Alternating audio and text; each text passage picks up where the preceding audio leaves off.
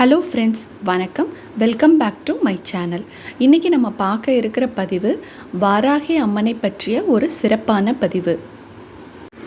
வாராகி என்பது விஷ்ணுவுடைய அவதாரங்களில் முக்கியமான அவதாரமான பன்றி அவதாரத்தின் பெண் சக்தி என்று கருதப்படுகிறது. நேபாள மொழியில் அம்மனை பாராகி என்றும் கூறுவார்கள். ராஜஸ்தான் மற்றும் குஜராத்தில் வாராகி அம்மனை தண்டினி என்றும் போற்றப்படுகிறாள். அதாவது அம்மன் பெண் உடல் அமைப்பாகவும் தலையில் பன்றியின் தலையை தாங்கியபடியும் கைகளில் ஆயுதங்களை ஏந்தியபடியும் வாராகி தேவியாக நமக்கு காட்சி தருகிறார்.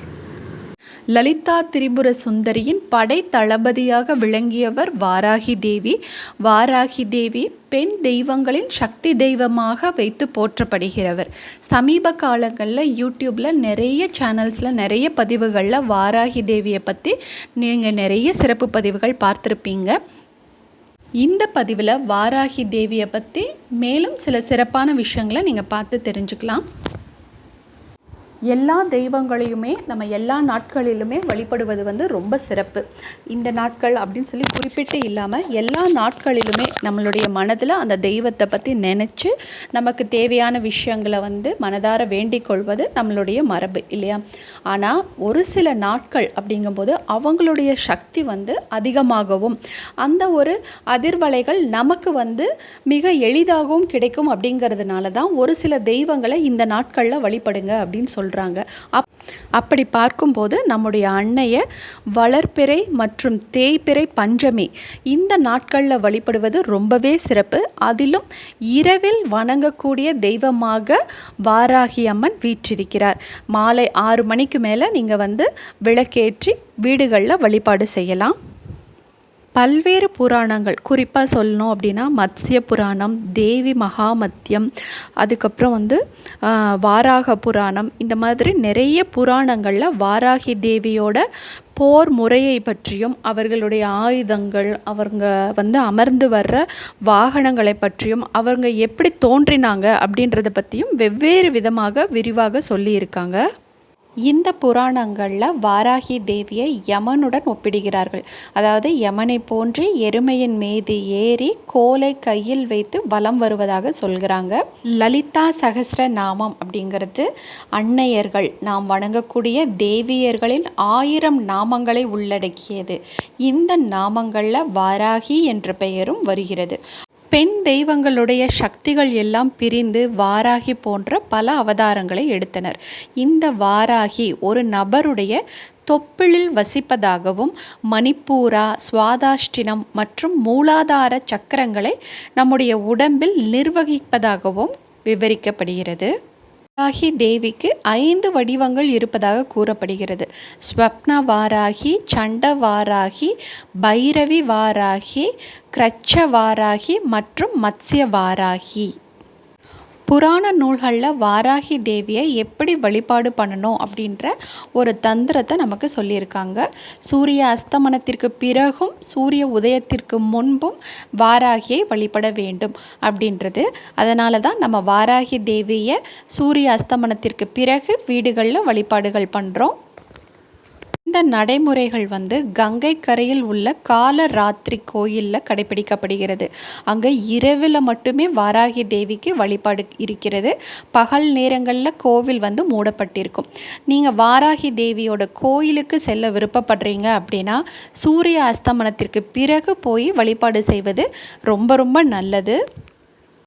வாராகி தேவியை எதற்காகவெல்லாம் வணங்கினா நமக்கு பலன்கள் கிடைக்கும் அப்படிங்கிறத தான் பார்க்க போகிறோம்.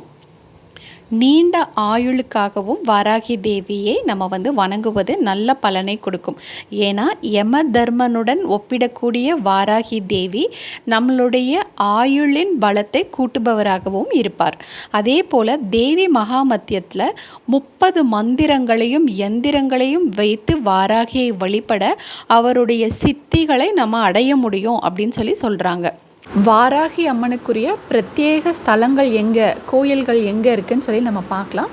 சென்னை மயிலாப்பூரில் வாராகி அம்மனுக்காக ஒரு கோயில் உள்ளது. வேடந்தாங்கல்ல கட்டப்பட்டு இருக்கிறது. அதே மாதிரி தஞ்சாவூரில் பிரகதீஸ்வரர் கோவிலில் வாராகி சன்னதி இருக்குது. அங்கே 9 நாள் வந்து திருவிழாக்கள் மாதிரி கொண்டாடுறாங்க. அது மட்டும் இல்லை, பௌர்ணமி நாட்களுமே ரொம்ப மங்களகரமானது. பௌர்ணமி அப்படிங்கிறது எல்லா அம்பிகைக்கும் பெண் தெய்வங்களுக்கும் உரித்தான நாள். அந்த நாள்லையும் நம்ம வாராகி தேவியை சூரிய அஸ்தமனத்திற்கு பிறகு வழிபாடு செய்வது நமக்கு ஒரு சிறப்பான பலன்களை நிச்சயம் தரும். அன்றைய காலங்களில் கிராமங்களில் பார்த்திங்கன்னா கன்னிமார் வழிபாடு, கிராம தேவதை வழிபாடு, சப்த கன்னிகள் வழிபாடுன்னு சொல்லிட்டு நம்ம அன்றைய நாள் முதல் இன்றளவும் நம்ம செஞ்சு கொண்டு தான் இருக்கோம். அந்த கிராம தேவதைகள், அதாவது கன்னி தெய்வங்கள், சப்த கன்னி வழிபாடுன்னு சொல்கிறோம் இல்லையா, அந்த கன்னி தெய்வங்களுடைய பெயர்கள் பார்த்திங்கன்னா பிராமி, மகேஸ்வரி, கௌமாரி, வைஷ்ணவி, வாராகி, இந்திராணி, சாமுண்டீஸ்வரி. இந்த சப்த கன்னிகர்களுடைய பெயர்கள்லையும் வாராகி அம்மனுடைய பெயர் வந்து வீற்றிருக்கிறது. இந்த சப்த கன்னியர்கள் எப்படி உருவானாங்க அப்படின்னா, சிவன் சக்தியுடைய திருமேனியிலிருந்து தான் இவங்க எல்லாமே உருவாயிருக்காங்க. அதனால் அந்த காலத்திலிருந்தே வாராகி தேவியோட வழிபாடு நம்மளுடைய பூஜை முறைகளில் இருந்திருக்கு. நம்ம பெரியவங்களும் அதை கடைபிடிச்சிட்டு வந்திருக்காங்க. ஆனால் பொதுவாக இந்த மாதிரி தனிப்பட்ட தெய்வமாக வாராகி அப்படின்னு சொல்லிட்டு தனியாக எடுத்து நம்ம எந்த வழிபாடும் செஞ்சதில்லை. கன்னிமார் வழிபாடுன்னு சொல்லிட்டு 7 தேவதைகளுக்கும் நம்ம சேர்த்து செஞ்சது வழக்கமாக இருந்திருக்கு. இந்த கன்னிமார் வழிபாடு பூஜையை நம்ம எதற்காக செய்யணும் அப்படின்னா, உங்களுக்கு திருமண தடை, குழந்தை பிறப்பில் தாமதம், இல்லை பிரச்சனை, இதெல்லாம் விலகணும் அப்படின்னா நம்ம இந்த கன்னி தெய்வங்களுடைய வழிபாடை செய்யலாம். பொதுவாக சொல்லணுன்னா, பெண்களுக்கு இருக்கக்கூடிய பிரச்சனைகள், குடும்பத்தில் நிம்மதி இல்லாமல் இருக்கிறதோ, இல்லை திருமணம் வந்து தடைப்பட்டு கொண்டே இருப்பதோ, குழந்தை பேரின்மை இருப்பதோ, இந்த பிரச்சனைகளுக்காக நம்ம கன்னிமார்கள் கிட்ட வழிபாடு பண்ணிக்கிட்டோம் அப்படின்னா நமக்கு எல்லா தடைகளும் நீங்கி சுபிக்ஷமான வாழ்க்கை நிச்சயம் அமையும். அதே மாதிரி பஞ்சமி மட்டும் இல்லை, பெண் தெய்வமான வாராகி தெய்வத்தை பௌர்ணமி நாட்கள்லையும் வழிபாடு செய்வது ரொம்பவே சிறப்பு. பௌர்ணமி நாட்களில் கூட நீங்கள் ஒரு விளக்கேற்றி வழிபாடு பண்ணிட்டு வந்தோம் அப்படின்னா நீங்கள் வேண்டிக்கிட்ட கோரிக்கைகள் எல்லாம் உங்களுக்கு நிச்சயம் நிறைவேறும். மனதில் இருக்கக்கூடிய சஞ்சலங்கள், கஷ்டங்கள் எல்லாம் தீர்ந்து உங்கள் வாழ்க்கையில் உள்ள பிரச்சனைகள் எல்லாம் நீங்கி உங்கள் வாழ்க்கையில் என்றுமே நிம்மதி நிலைத்திருக்கும். இந்த பதிவு உங்களுக்கு பிடிச்சிருக்கு அப்படின்னா மறக்காமல் என்னோடய சேனலை லைக் அண்ட் சப்ஸ்கிரைப் பண்ணுங்கள். மிக்க நன்றி. வணக்கம்.